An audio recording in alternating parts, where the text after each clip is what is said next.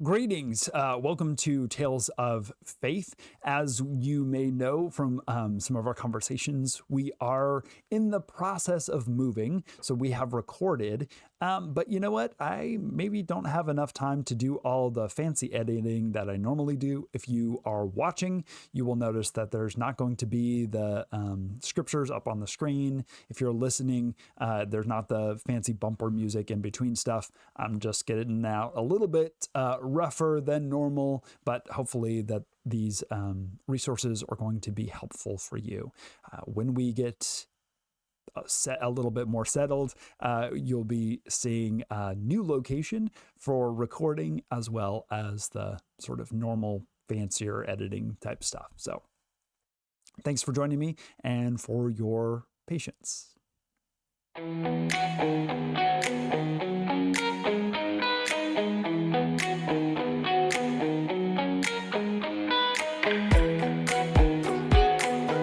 Greetings and welcome to Tales of Faith, a podcast on the narrative lectionary. I'm the Reverend AJ Ochart. My pronouns are he, him.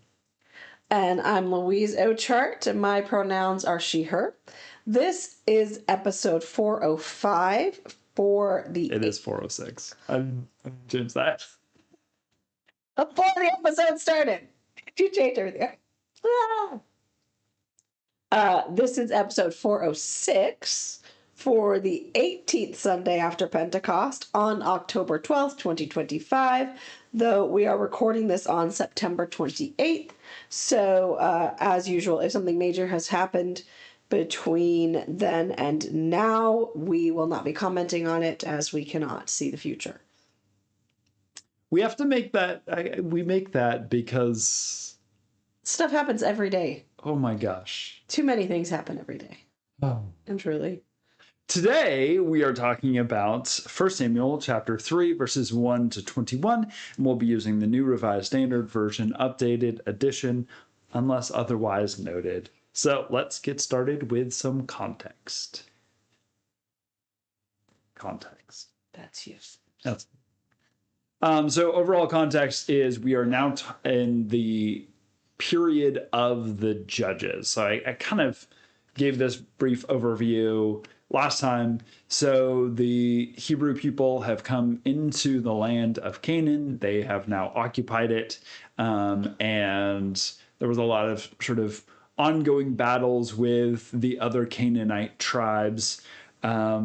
And this is the lead up to when these people will now have a king of their own.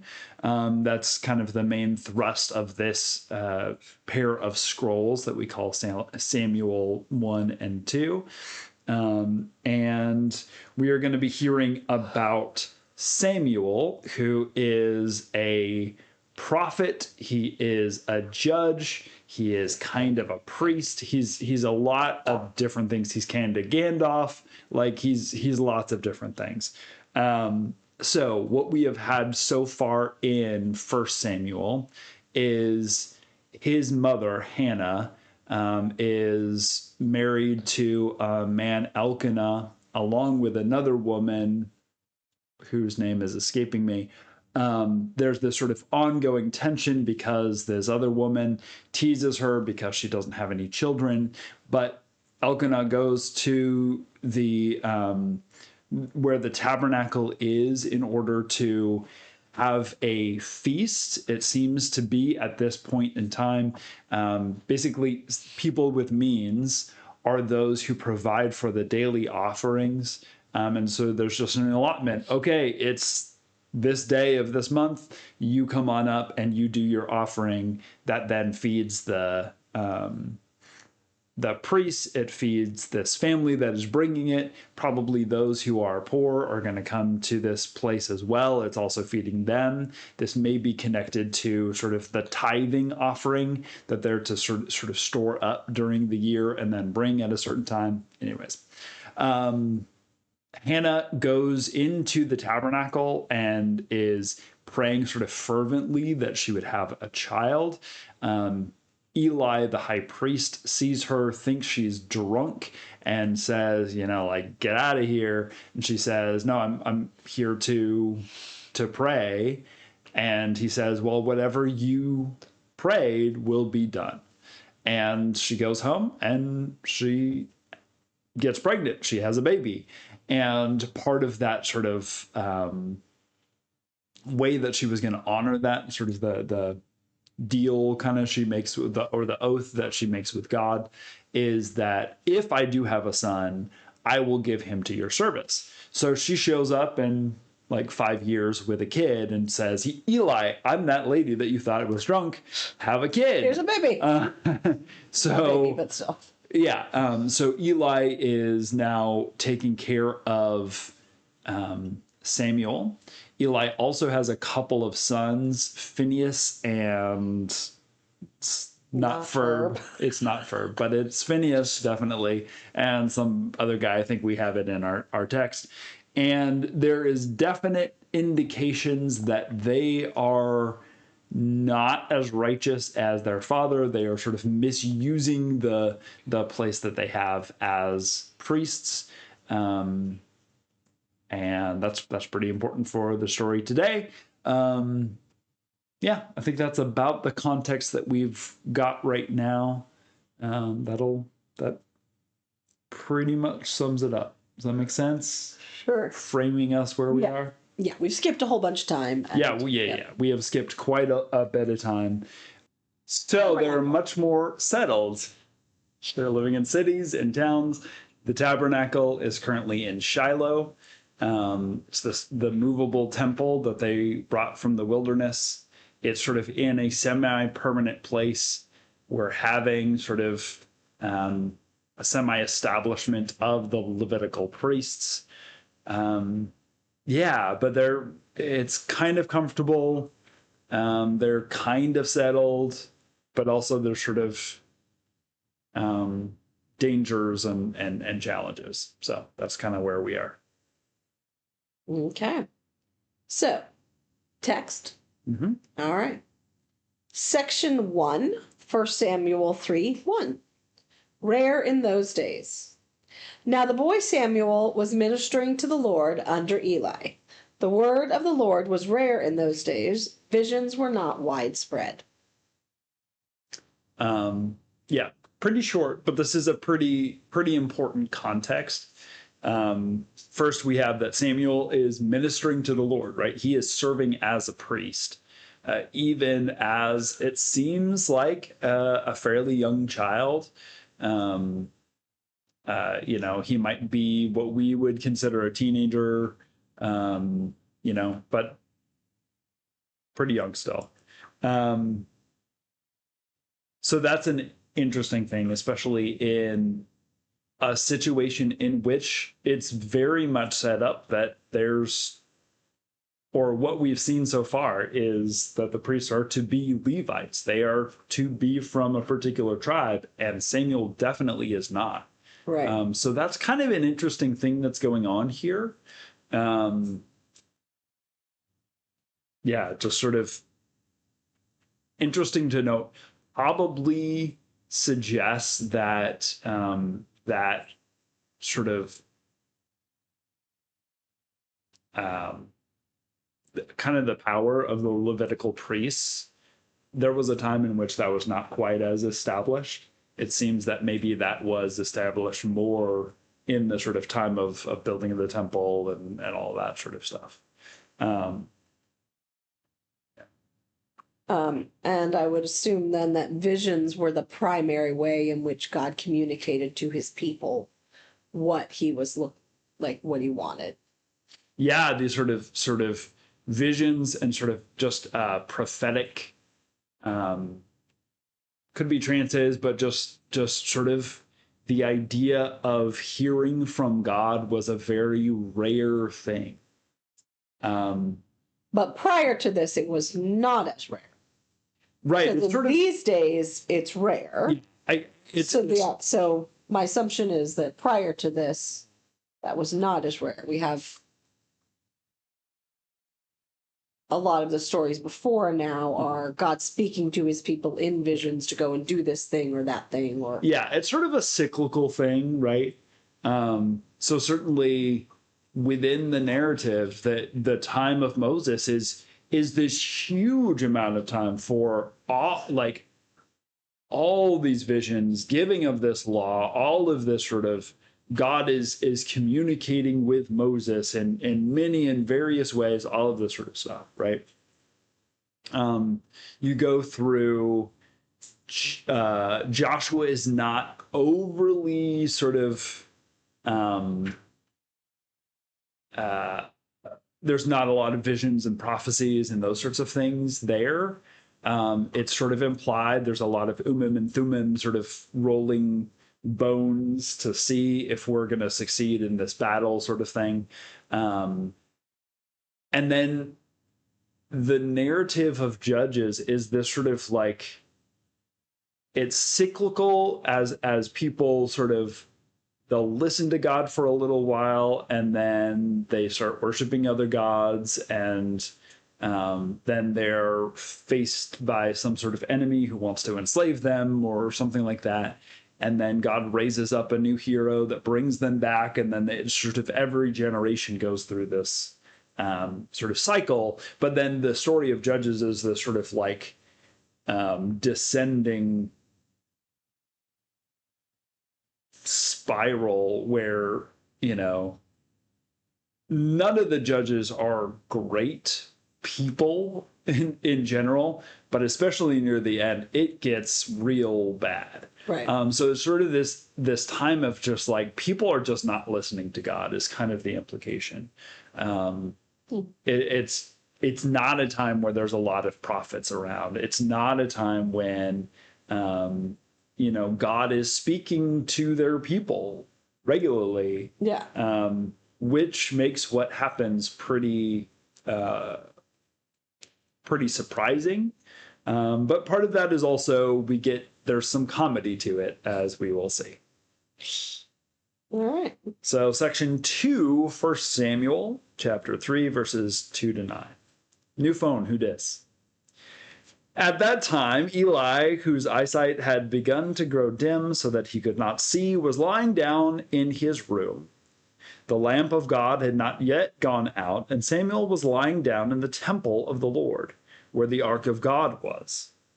Then the Lord called, Samuel, Samuel. And he said, Here I am. And ran to Eli and said, Here I am, for you called me. But he said, I did not call. Lie down again. So he went and lay down. The Lord called again, Samuel. Samuel got up and went to Eli and said, Here I am, for you called me. But he said, I did not call, my son. Lie down again. Now the Lord and the word of the Lord had not yet been revealed to him. The Lord called Samuel again a third time, and he got up and went to Eli and said, Here I am, for you called me. Then Eli perceived that the Lord was calling the boy. Therefore Eli said to Samuel, Go, lie down, and if God calls you, you shall say, Speak, Lord, for your servant is listening. So Samuel went and lay down in his place. So clearly this is meant to be a humorous thing. Right. Any of us who are parents recognize this sort of like kid keeps getting up and waking you up, and you're like, just go to sleep. Just go to bed. Yeah. So that's kind of what's going on there. Interesting setting, because Samuel is lying down in the tabernacle.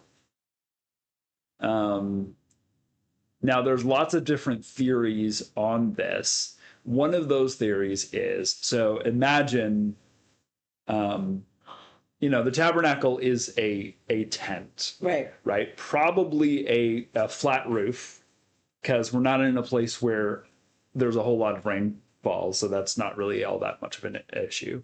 But then there are these sort of, the tent part goes over the sides. There are these pillars that are all around the tabernacle. So it itself is sort of this rectangular shaped building sort of thing, but there are these things on the sides. So some have suggested that maybe they're sleeping kind of under those things on the sides. So they're in the tabernacle, but they're not in the tabernacle. But a plain reading says that Samuel is sleeping in The tabernacle. the tabernacle. He's not probably in the Holy of Holies, but he's in the tabernacle. He's in this tent of meeting. It's making reference to the menorah, the lampstand that's inside the tabernacle that gives light. It hasn't gone out yet. He may be part of his responsibility. Maybe he's to refill the lamp to make sure that it doesn't go out. So that's kind of an interesting thing. Thoughts on? No, I mean, I think we're just looking at a story here so far. Like, we may also notice from the last several stories this very, very clear repeated pattern. Here I am. Samuel, Samuel, Moses, Moses, Abraham, Abraham, like call your name twice. Here I am, right? That sort of repeated refrain that we've seen now specifically in this year of narrative lectionary, really pulling out that thread. So we should be recognizing that.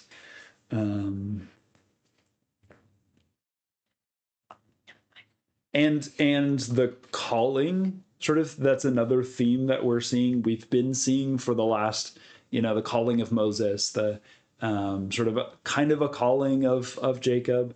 Next week we're going to see a calling of David. So we've got some similar themes that are kind of going through here. And that this call is not recognized immediately. It's not quite the Moses thing where he's coming up with reasons why, hey, maybe I shouldn't be called. Samuel's just not recognizing that it's God who's calling. Yeah. Well, and as it was said in the first verse, visions were rare. They were not widespread. So he's not expecting it. Yeah. And, I think we all like to think that we would immediately recognize God's voice. But if you live in a house with people and somebody calls your name, you're probably going to think it's the somebody that you live with and not God. Occam's razor might suggest that it's not the divine being. Yeah. It's just somebody in your house. Yeah. But after the third time, you think you'd also be like, okay, wait, something else is happening here. Or after the second time, And Eli at this point is probably awake enough that he's like, okay, wait a second. I'm thinking slightly straighter now. Yeah. Something is going on here. Yeah. And, I think Samuel goes and does the thing. Like, Eli's like, okay, wait, I know what's happening here. Go and lie down and wait for God to speak to you again. And Samuel does. He doesn't talk about it. He doesn't go, well, wait, what do I say? How do I do this? What's the, he follows directions. Yeah. Appreciate that. Another sort of theme, we didn't see it, right, with the whole manna thing. Here's some simple instructions, but Samuel is actually following the instructions. He's doing the thing that he's supposed to do. Yeah. All right. And something to sort of to tack on to this sort of idea that the visions are rare in this time, to sort of simultaneously recognize the sort of privilege that we have with the Holy Spirit, that God speaks to us on a more regular basis. But at the same time, we also live in a culture in which we are not really expecting God to speak all that much. And certainly not in sort of large demonstrable ways like God saying, Samuel, Samuel, here I am. And so to a certain extent, we live in a time in which that visions or sort of words from God are not as rare, but we also don't listen for them. We don't sort of pay attention as well as maybe we should. Yeah. All right. Section 3, 1 Samuel 3:10-14.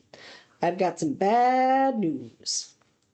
Now the Lord came and stood there, calling as before, Samuel, Samuel. And Samuel said, Speak, for your servant is listening. Then the Lord said to Samuel, See, I am about to do something in Israel that will make both ears of anyone who hears of it. Excuse me, I've got a cold. That will make both ears of anyone who hears it tingle. On that day I will fulfill against Eli all that I have spoken concerning his house, from beginning to end. For I have told him that I am about to punish his house forever, for the iniquity that he knew, because his sons were blaspheming God, and he did not restrain them. Therefore I swear to the house of Eli that the iniquity of Eli's house shall not be expiated by sacrifice or offering. And note forever. Note B 313 GK Greek Hebrew cursing for themselves. Yeah. So. So 313. I don't see. Oh, for they were blaspheming God or cursing for themselves. So I had forgotten for the context. At this point, Eli has been approached by a prophet of the Lord that said something very similar. Hey, your sons are dirtbags. They are taking advantage of people, and they're not doing what they're supposed to be doing. So you need to do something. And Eli just doesn't. So that's kind of part of it. So now God is speaking to Samuel to give this message, right? Go tell your boss. Right. Go tell your boss and your father figure. Yeah. This thing that is going to make, I love this phrase, both ears of everyone in Israel to tingle. Like, this idea that tea to spill. Ooh, yeah, this is some tea. This is some hot tea. Everybody's going to be talking about this thing. And this, again, I've already told you should know about this. They're blaspheming God or they're cursing themselves. This very much, I think, is intentionally bringing up, and it's in end of Exodus, and then it sort of leads into Leviticus. Aaron's sons go through they are consecrated as priests. They go through the whole thing, and then they bring strange fire into the temple, and they are struck down dead. I think that's an intentional sort of inference reference that we are making here, that Eli's sons are doing the thing that they're not supposed to do. They're misusing their role and their sort of authority as priests, and there's going to be consequences. There's going to be something that's going to happen, and it's not something that can be expiated. This is not there is an unrighteousness here that goes beyond, putting your hand on an animal and then sacrificing it. Right. This is deep, because it's almost, it's institutional unrighteousness. Right. Partially because of their role as priests. Right. They are doing something they're harming so many people to the extent that it cannot be at this point, had the repentance happened earlier, had Eli actually done something, right? We don't know what the shoulda, coulda, wouldas are, but at this point we've gone past that. Yeah. And I think partially because I think that would also simply be lip service at this point. Right. And that does not fix the problem. And to my recollection, the issue is sort of the primary issue is that they are, there's something in the whole setup where part of, again, when people bring their sacrifices, the priests get some of the meat to sort of, that's how they eat. That's how they get food. But there is this whole thing where like there's one of the processes where they like they cut up the animal and put it in a boiling water, and the priest just sort of like has this fork and just sort of stabs, and whatever comes out, that's what you get. But what Phineas and Not Ferb are doing is they're like making requests. Right. They were like, thank you very much for the sacrifice. We would like the leg.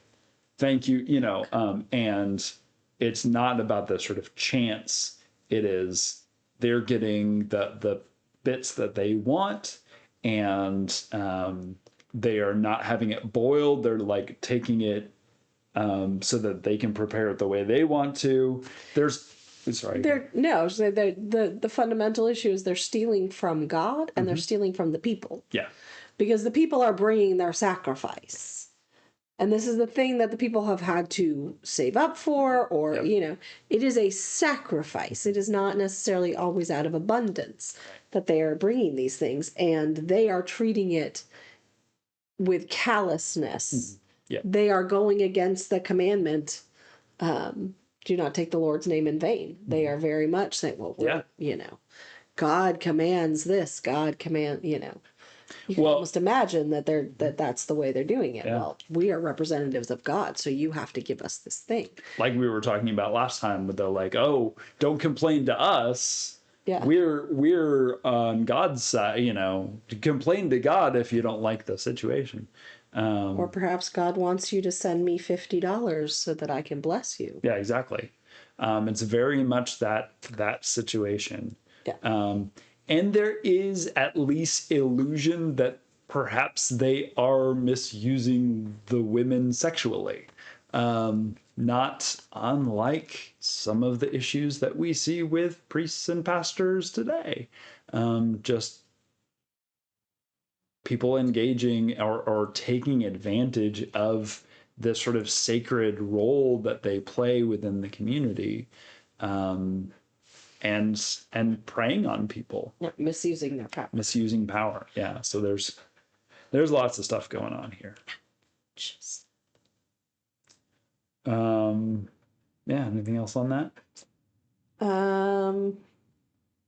No, but just recognizing the position Eli is now in. Yeah. Or Samuel is in, to have to go to Eli and say these things, and to some degree, this may be a test for Samuel, that God is saying, yeah, you got to do something hard. You got to do something. You have to tell some bad news to somebody that you care about. Yeah. And seeing how Eli handles that. Yeah. And that it's not, how Samuel handles it, and also how Eli handles it. Yeah, how Samuel ultimately handles it, and because that's a chance to show his character. Yeah. And it is very much part of the that role of prophet.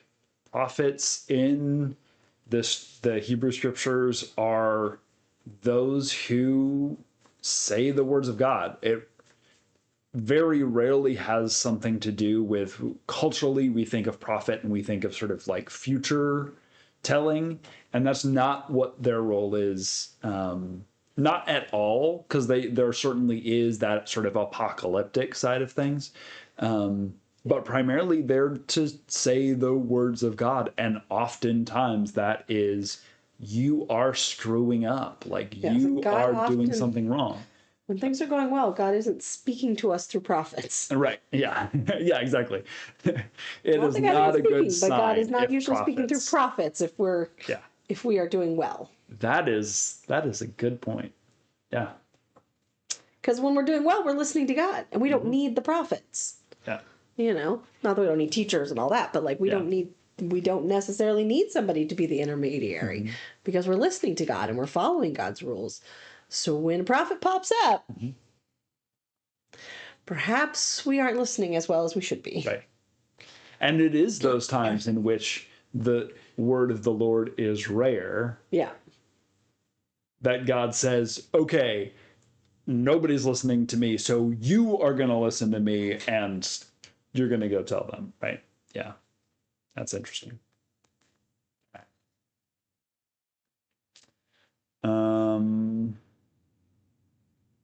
Yep. All right. Section 4, 1 Samuel 3:15 to 18. And we'll name this something, but I apparently didn't name it because that's the name from the last one, and it doesn't match. I was wondering about that. Yep, it doesn't match. All right. Samuel lay there until morning, and then he opened the doors of the house of the Lord. Samuel was afraid to tell the vision to Eli. But Eli called Samuel and said, Samuel, my son. He said, Here I am. Eli said, What was it that God told you? Do not hide it from me. May God do so to you and more also, if you hide anything from me of all that God told you. So Samuel told him everything and hid nothing from him. Then he said, It is the Lord. Let God do what seems good to them. And Ahsoka, if you could not breathe directly right into the microphone. I mean, I'm trying to pet you to keep you calm, but girl. Yeah, I mean, it's as if Eli's like, yeah, I know you got some bad news. Just tell me. Well, and it's almost the proof. Like, yeah, the fact that you have don't bad want to news? tell me. Well, obviously it was God, because now, yeah, I've heard from God about this thing. Yeah. You're confirming what I didn't want to listen to. I do love this. Just Samuel lay there until morning. Yeah. I can see, just like wide eyes, like, what am I gonna do? Samuel's having that lovely insomnia you have when you've had a conversation with somebody in your head 25 times. Yeah. And you're still not quite sure what you want to say. Yep. Or how they're going to take it. Yeah. Or whatever. Or who's going to react. Yeah. Yeah. And I think truly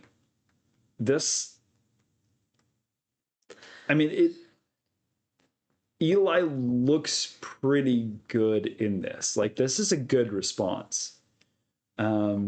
He doesn't freak out on Samuel and say, how dare you say these things, or, you're going from preaching into meddling, you're doing all this. Like it has nothing to do with that. He just accepts it and goes, okay. Yeah. I knew this was coming. Yep. Okay. Thanks. I was afraid that's what God was going to say. And so often, like, again, that's pretty human too, right? Yeah. Because often we know what God has to say. Yeah. We don't always want to hear it. Right. And it is that. And it's also we can hear something a couple of different times before it finally sinks in. Yeah. Right. The prophet shows up and says, your sons are dirtbags. You need to do something about it. And you're like, well, thanks for your opinion. But then I think I wonder how much of it is that this is Samuel, not some sort of random prophet guy. This is somebody who knows. This is somebody who is sort of unimpeachable he's a kid that has been raised in Eli's house.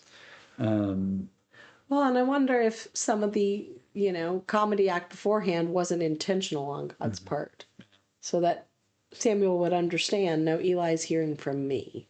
He didn't make this up. This wasn't a dream. This wasn't just a thing he's decided to tell you. Right. Because Eli's the one who tells Samuel, "Oh, you're hearing from God. Go lie down and then let God speak to you." So that it's unequivocal. We can't argue with this. We know where it's coming from. And yet we will often still argue about it. Mm-hmm. And also to sort of lift up this theme that is very, very prevalent throughout Hebrew scripture of specifically fathers who don't really want to deal with their children and don't want to sort of say those hard things. Do what? Or only want to deal with the ones that they like. Yeah, exactly. Well, yeah, right. Pick favorites. But also just that they don't want to correct or discipline or whatever, right? They don't want to have those hard conversations. And in the book of Samuel, especially, like, this is a really, really prevalent just theme of fathers and sons, and and how that's a messy relationship oftentimes. Yeah. And yet I think, we have to be cautious in the way that we carry out that working with our children. Oh, absolutely. Yeah. That again, we could see how this particular passage can be used in such a way that it can become abusive to our kids. Sure. Right. Yeah. Right. It's not about like making them do whatever you want them to do or anything like that. Yeah. Just noting that, there is a history of going the opposite direction of dealing with our kids to such and that situations like these can be used to justify that. Well, you have to train up a child in the way they should go. Well, yeah, but that doesn't mean it doesn't. Discipline is not beat. Yeah. Right. There's a very big difference between those. Had Eli sat down and had we don't know what or Samuel. No, Eli. Yeah. Eli. Mm-hmm.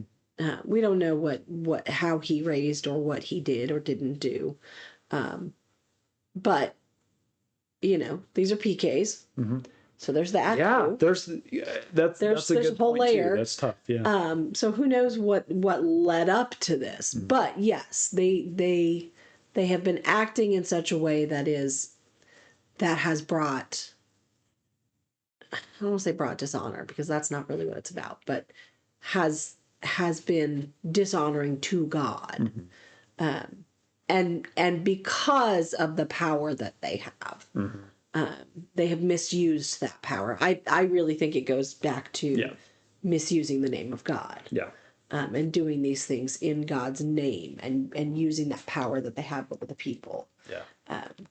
To an extent that the people have cried out against them as well. Yeah. Yeah. And there's part of this is that Eli has a very specific responsibility as their father, but also as the high priest. Yeah. If your priests are doing something wrong, you need to make sure that they're not doing that, right? Either correcting or getting them out of that situation or whatever. Like, you can't just let it be. And the implication definitely of this narrative is that he's just sort of hands off, like not done anything. Speaking of children,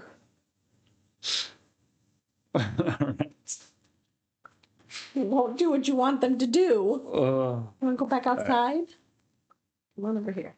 Okay. I think you're the last one. I am. Sorry. Ahsoka's being really distracting. All right. Section 5, 1 Samuel 3:19-21. Samuel in Shiloh. Wait, did we jump? No. Okay. So we just don't really. Okay, cool. We'll get some more of that. Okay.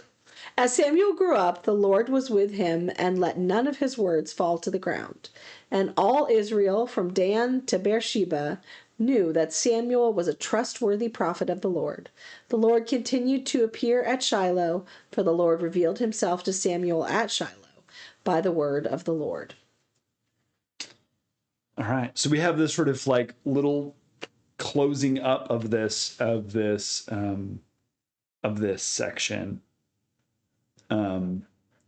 That next time really we meet Samuel, he's going to be sort of more advanced in sort of reputation, and he's growing this sort of like this this story is a picture of sort of the righteous man he will become, mostly.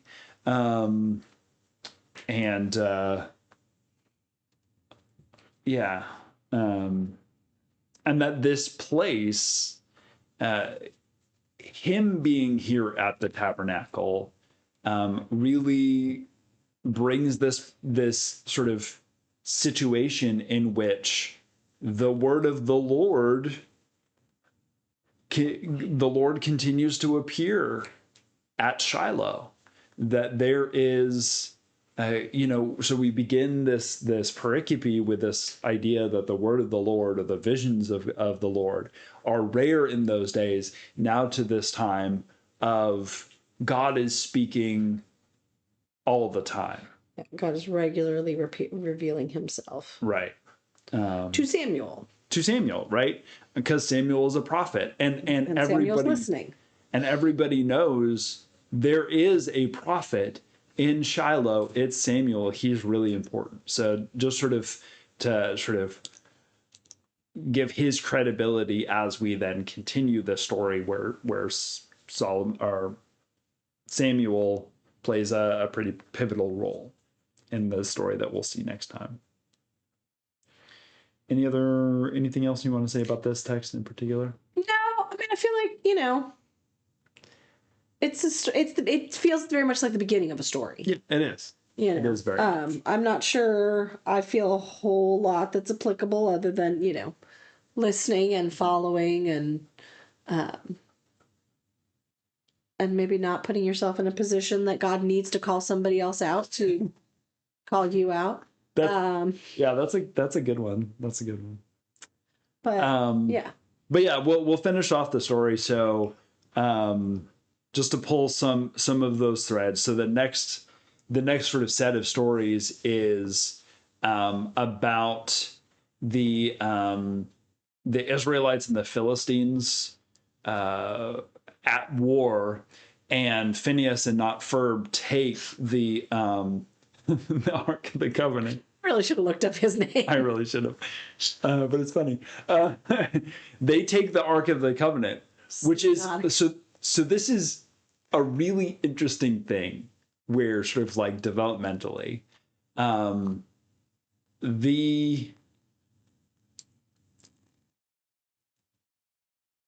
the idea of worshiping a god usually is at this sort of idol, and you put an idol in a temple.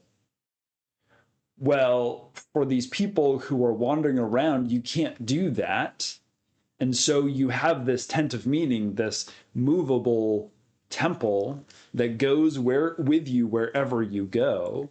And inside the temple, in sort of a microcosm, is this box that in some ways is a miniature version of this movable temple. And so it's an even more movable kind of little temple. And there's some interesting sort of thoughts of the things that go in this ark, this box, are the tablets of Moses, which look kind of like standing stones. They're like items of worship. So it's this interesting technological advance, right? Because these priests, they take the Ark of the Covenant down to the battlefield, they have moved God's place, the thing that presences God, the throne room of the Most High, down to the edge of the battlefield. And when they show up, the Israelites like flip out. They are cheering. They're like, this is amazing. And the Philistines in the story say, what is going on? And they tremble because the gods have come into the camp, right? They're like Against the rules, guys. yeah, exactly. Don't do this. Your God has showed up to fight on your behalf. What is going on? So That's cheating. But right. So that's sort of the setup for this battle. However, this is not a thing that Phineas and Notferb have said, taken the Urim and Thummim and said, God, are you going to be with us in this battle? Right. Should we take They the Ark of decided the to Covenant? do this thing on their own without consulting God. Exactly. And then they lose the battle. And the Philistines take the Ark of the Covenant. And they put it in their temple next to Dagon. And they close the doors. This is great. Even though, and the Philistines did not worship Dagon at this time when this is set. But it's Dagon in the story.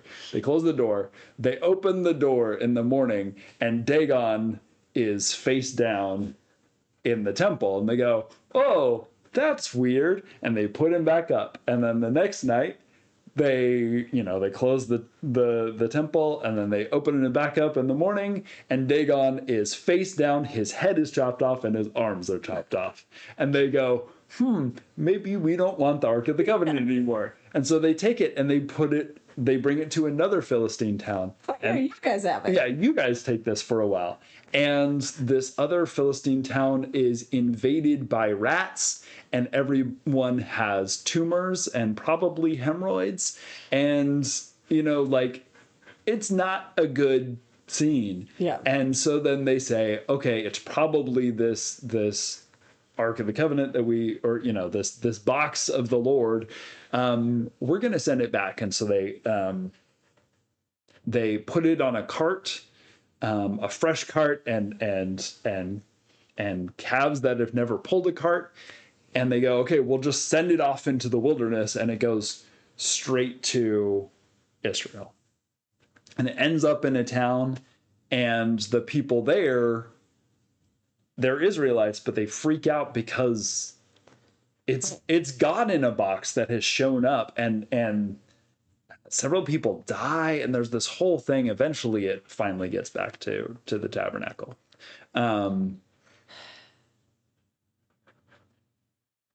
And in the battle, sorry, I got into the Dagon story and all that. That's fun. Dagon story. It's a good one. But in that battle that they lose, Phineas and Notferb die, and a messenger comes back to tell Eli, and he sees by the way that they're running, we lost the battle. And the guy says, we lost the Ark of the Covenant, and he's like, oh no, what about my sons? And they go, well, they're dead. And Eli just falls over dead. Yeah, this is Bad choices. I love 1 Samuel is like, it's peak storytelling. It really is. So then Samuel grows up, and he becomes this great priest, or not priest, he becomes this great prophet, and everybody trusts him, and he has sons. And the sons also become prophets. And what do you know? What happens? They like Samuel, but his sons are dirtbags. And they go, hey, we like you, we trust you, but your sons are wicked. They are doing things that they're not supposed to be doing. Would you do something about it? And Samuel's like, no, this is Samuel. Oh, yeah, Samuel is Samuel. now continuing Yep. the same pattern that Eli did. Yeah. And so they come to him and say, well, we want you to give us a king. Just like everybody else has kings, we want a king who will go out with us and come back with us.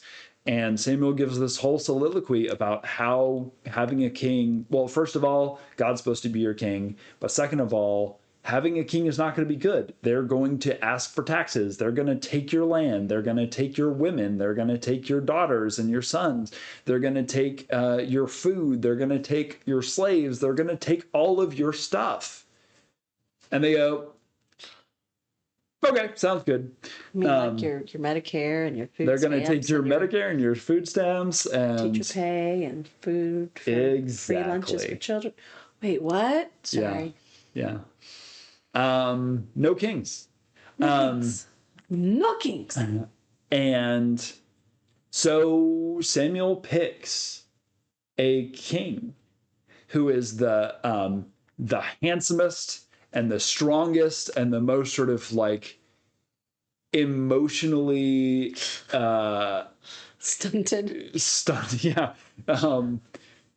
immature, like Saul does okay for a little while, but then just kind of goes off the rails and does whatever he wants. Eventually Samuel says, listen, you're no done. longer God's anointed. You've lost it. You've been impeached. God is going to tear the kingdoms, the tribes away from you. And Samuel just takes off. And Saul actually never sees him alive after that, which kind of leads us to where we are next week. So good stuff. I mean, first Samuel is really good. But anyways, let's talk about That'll Preach. I mean, I think for me, we're just going to read the story. Yeah. I want to talk about the context. We might get into a little bit more of the, kind of read more in the study Bible than we have, because we've had a lot to talk about. And I don't feel like with this one, I have a whole lot for them to connect. It's not as meaty. Yeah, because it is the beginning of a story. And I think it sets it up and it's important, but I'm not sure that I've got a lot from here that I can apply for them. But I'm always impressed with what we end up talking about. Yeah. We had a whole great discussion today about what they thought the burning bush looked like.